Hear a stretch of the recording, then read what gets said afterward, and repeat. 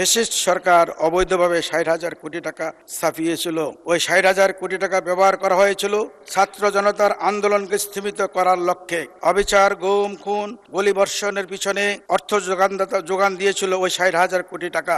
অন্তর্বর্তীকালীন সরকার আমাকেও ব্যাংকিং সেক্টরে লোভনীয় পদে কাজ করার প্রস্তাব দিয়েছিলেন।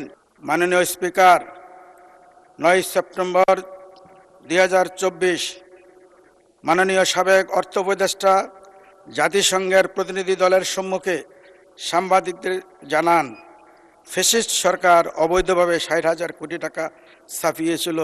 ফলে দেশের মুদ্রাস্ফীতি অস্বাভাবিকভাবে বেড়ে সাধারণ মানুষের কষ্ট, ভোগান্তি ও দুর্দশা বাড়ে। যখন ফ্যাসিস্ট সরকারের রাজভাণ্ডার শূন্যের কোঠায়, তখন তাদের মসনদ টিকিয়ে রাখার জন্য ওই ৬০,০০০ কোটি টাকা ব্যবহার করা হয়েছিল। ওই ৬০,০০০ কোটি টাকা ব্যবহার করা হয়েছিল ছাত্র জনতার আন্দোলনকে স্থিমিত করার লক্ষ্যে। মাননীয় সদস্য, অনেক লম্বা নোটিশ, তার মধ্যে আপনি অনেক কিছু যোগ করেন যেটা আপনার নোটিশের মধ্যে নাই। নোটিশে যা আছে সেটাই পড়েন, আপনার নোটিশটা পড়েন, নতুন কিছু যোগ করবেন না। মাননীয় স্পিকার, আসলে নোটিশটা খুব দ্রুত লেখা হয়েছিল, অস্পষ্ট থাকবে বিধায় আমি একটু স্পষ্ট করার জন্যই একটু ব্যাখ্যা দিয়ে লিখতেছি। মাননীয় স্পিকার, যদি ধৈর্য করে শোনেন তাহলে জিনিসটা ক্লিয়ার হবে, আদারওয়াইজ এটা অসম্পূর্ণ থাকবে। মাননীয় স্পিকার, দ্রুত পড়েন। ছাত্র জনতার আন্দোলনকে স্থিমিত করার লক্ষ্যে নির্বিচারে অত্যাচার, অবিচার, গুম, খুন, গুলিবর্ষণের পিছনে অর্থ যোগান দিয়েছিল ওই ৬০,০০০ কোটি টাকা। মাননীয় স্পিকার, দমন পীড়ন, গুম, খুন, গুলিবর্ষণের অপরাধ শুধু পুলিশ ও আইন শৃঙ্খলা বাহিনীর মধ্যে সীমাবদ্ধ ছিল না, বরং ওই অর্থদাতারাও সমভাবে দায়ী। এদেরকে আইনের আওতায় আনা আমাদের পবিত্র দায়িত্ব এবং সুষ্ঠু বিচার হলে ২৪ জুলাইয়ের ছাত্র জনতার আন্দোলনে আহত, নিহত, শহীদ, অন্ধত্ব, পঙ্গুত্ব বরণকারীদের আত্মা কিছুটা হলো স্বস্তি পাবে। মাননীয় স্পিকার, জাল টাকা বিস্তার, অবৈধ অর্থ ছাপানো, ব্যাংক ও অর্থ লুণ্ঠনকারীদের সহযোগী এবং নতুন ডিজাইনের ত্রুটিযুক্ত নোট প্রচলন একই সুতায় গাঁথা।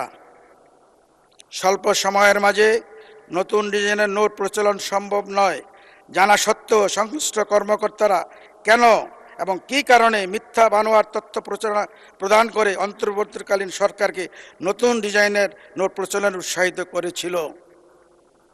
অন্তর্বর্তীকালীন সরকার আমাকেও ব্যাংকিং সেক্টরে লোভনীয় পদে কাজ করার প্রস্তাব দিয়েছিলেন।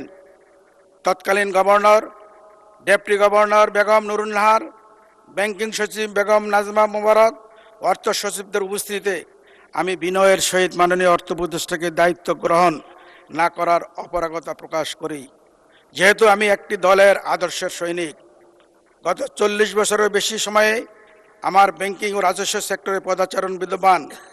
দেশের জনগণকে দুর্দশা থেকে মুক্তির লক্ষ্যে কুচক্রীদের খপ্পর থেকে দেশ ও জাতি অর্থনীতিকে নিরাপদ রাখতে হলে অর্থনীতির বাঁকে এখনও যারা বসে আছে তাদেরকে চিহ্নিত করে বিচারের আওতায় আনা অত্যন্ত জরুরি।